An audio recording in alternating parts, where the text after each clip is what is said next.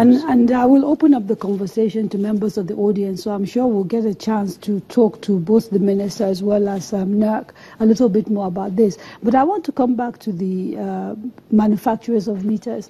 We've talked about the fact that there are issues of cost, there are issues of financing. What can you do as manufacturers to help the industry generally? Is there anything you can do? It's a very good question, Kadura. So one of the things I say is that I now no longer just wear a hat of a meter manufacturer. I now wear a lending/financing hat as well, as an MD of a meter manufacturing company, because in order to be taken seriously and to actually engage the DISCOs about 2 years ago, that was a requirement, right? Not just for the DISCOs alone, but just primarily for the sector as a whole, right? And so we had to, as a company, as Mojek, and I know the same is true for my colleagues, that we had to all start to think aggressively as to how we could not just compete in the space, but also compete with international competition that was also playing within our space in Nigeria. So where we had foreign companies who were bringing in financing from their governments, right, single-digit financing, and offering the DISCOs that, hey, I'll give you 100,000 meters. You don't have to pay for the next 2 years. And then after that, you can start paying. I mean, that's a sweet deal. If I were the MD, I would take that. And what I had to think about was critically, how could I, outcompete these foreign players? And we, as a company, approached the likes of BOI and some other DFIs.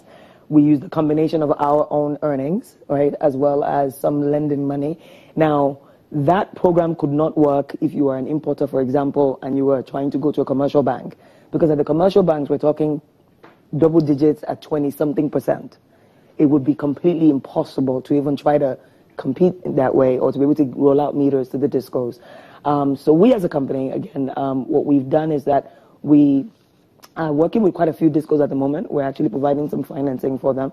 But there's room for improvement, because I would like to actually use this audience to beseech the government to actually take this very seriously, because we're asking specifically at either the CBN level or at the DFI level that a special fund or a special financing program mechanism be provided, right, or be created rather. The government is broke. How realistic is that? Excellent question. So that makes me wonder. So again, can the end user then again finance if he or she is willing to actually provide or pay for these meters? Can Mr. Balogun, from your perspective, again, that same question. I mean, what are the sort of innovative things that you can do as a manufacturer to help deal with some of these challenges? Yeah, thank you very much. You see, the CAPME is a laudable scheme that we shouldn't allow to die, because it happens to be the last hope of a victim of estimated billing.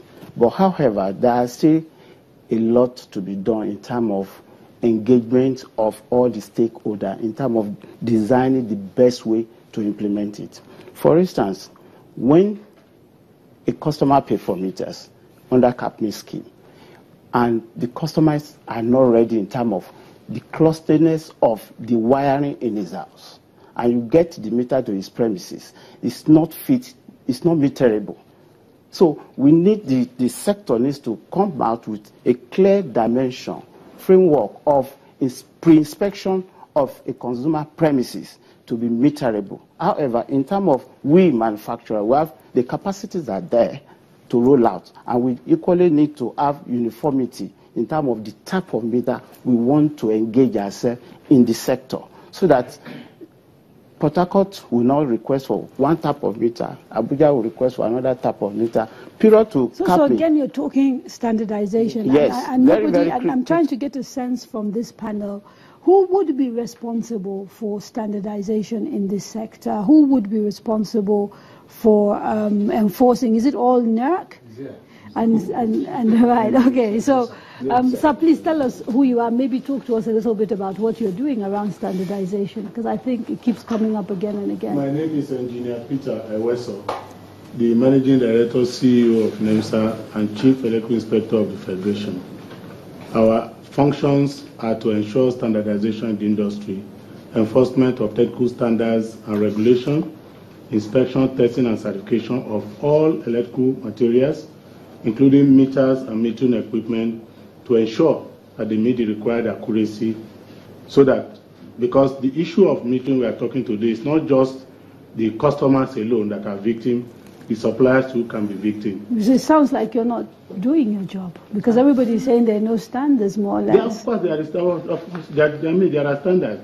We have the Nigerian Metering Code, which define how meters should be produced, how meters should be tested, how meters should be deployed. So then I'm confused, because what I've heard from members of this panel is that part of the reason why you cannot use the program where people, or why it was stopped, was that there were issues around the sort of meters, how they are installed and all of that. But you are saying you are enforcing. Yes, so please, let the Honorable Minister clarify for us. Yes, sir.